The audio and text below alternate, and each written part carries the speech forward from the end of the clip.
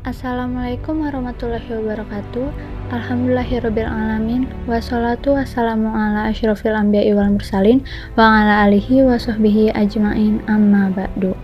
Segala puji bagi yang maha kuasa Tuhan seluruh alam. Semoga salawat dan keselamatan tercurahkan selalu kepada Nabi dan Rasul termulia, keluarga dan sahabat-sahabatnya. Perkenalkan, nama saya Melvina Dinda Lutfiah dari kelas 11 MIPA 4, nomor absen 16. Di sini, saya akan menjelaskan sedikit tentang pentingnya istighosah sebelum dilaksanakannya ujian nasional di sekolah. Istighosah memiliki banyak makna. Istighosah diartikan sebagai pertolongan, permintaan atau permohonan. Beberapa ulama juga mengatakan bahwa istighosah juga bisa dimaksudkan sebagai meminta pertolongan ketika dalam keadaan sukar dan sulit. Allah juga berfirman dalam Quran Surat Al-Baqarah ayat 45 yang berbunyi, Wasta'inu bis-sobri was-sholah. Artinya, jadikanlah sabar dan sholat sebagai penolongmu. Istighosah bisa diartikan seperti melakukan doa yang tidak biasa, karena biasanya yang dipanjatkan dalam sholat, istighosah bukanlah hal yang biasa saja. Istighosah dibagi menjadi dua macam. Yang pertama, istighosah kepada Allah. Istighosah kepada Allah dijelaskan dalam Quran Surat Al-Anfal ayat 9 yang artinya, Ingatlah wahai Muhammad ketika kamu memohon pertolongan kepada Tuhanmu, lalu diperkenankannya bagimu. Sesungguhnya aku akan mendatangkan bala bantuan kepada kamu dengan 1000 malaikat yang datang berturut-turut. Quran Surat Al-Anfal ayat 9. Yang kedua, istighosah kepada selain Allah. Dalam laman resmi Nadatul Ulama dijelaskan, beristighosah kepada selain Allah hukumnya boleh dengan melihat bahwa makhluk yang dimintai pertolongan adalah sebab. Jadi, meskipun sesungguhnya pertolongan itu datangnya dari Allah, Allah lah pemberi pertolongan yang sesungguhnya. Namun, tidak menafikan bahwa Allah menjadikan sebab-sebab yang telah dipersiapkan agar terwujud pertolongan tersebut. Poin ketiga, manfaat istighosah bagi pelajar. Yang pertama, mendatangkan keridhaan dari Allah Subhanahu wa Ta'ala. Yang kedua, dimudahkan untuk kita menjalankan ujian. Yang ketiga, menjauhkan dari hal-hal yang buruk selama ujian.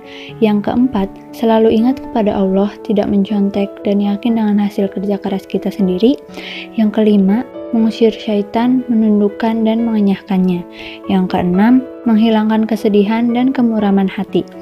Yang ketujuh, membangun semangat untuk melaksanakan ujian.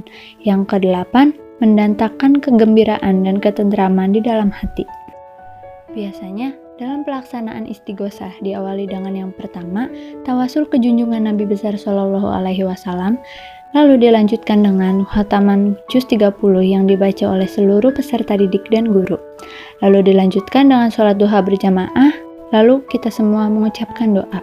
Lalu yang terakhir ditutup dengan pemberian motivasi kepada seluruh peserta didik untuk introspeksi diri, untuk meminta maaf kepada orang tua dan guru. Karena tanpa ridho orang tua dan guru, usaha kita akan sia-sia saja. Berikut doa-doa yang dibacakan dalam istighosah. Yang pertama, mengucapkan basmalah. Lalu yang kedua, membaca surat Al-Fatihah sebanyak 1 kali.